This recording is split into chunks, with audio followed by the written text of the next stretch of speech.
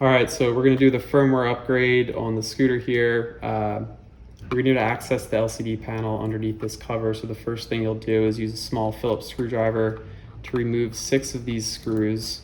Just to kind of speed up the video, I just had them all pre-removed, but we got 2 up here, 2 down here, and 2 on the very bottom, all the same screw size. So once you have all those removed, you'll be able to just pop this whole panel off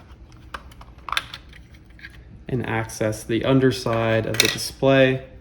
To give you a close-up of what that looks like, it's right here, and the area we're going to perform the flash update is right on the bottom left. So you don't need to remove this. If you want to, you can, but you can definitely do the upgrade with it still intact onto the scooter. Just make sure you remove the battery before you perform this upgrade. So once you power on your upgrader device, select the top option, go to the middle button here.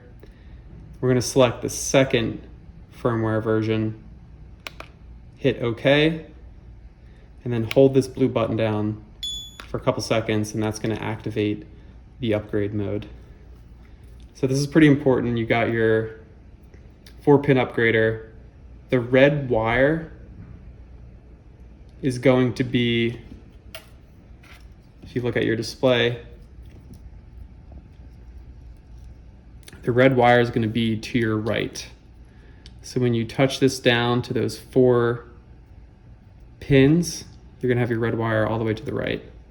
So I'll do it here live, and then we can do another example on the LCD panel itself. It's a little bit tricky, but you really just need 4 of those to match up to the 4 holes that you see there on the panel. And then once the upgrade is successful, you'll hear that beep, and you'll see this green status bar on the bottom of the display light up green.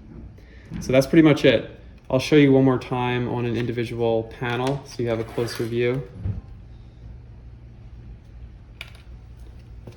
So same thing, we're going to go into the device, select the LCD version, hit OK, hold down for 3 seconds.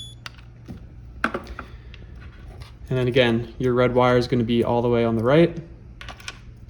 You can imagine this is going to be positioned the same way inside the scooter.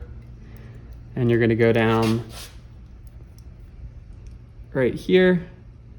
All it needs to do is just make contact with all 4 of those pins. And once you hear that single beep, you'll know it's successful. So that's it. Once you have that done, there shouldn't be anything else you need to do. We'll come back and we'll reinstall this panel. And then once the panel's back on, you can put your battery in, boot it up, give it a test, and you should be good to go.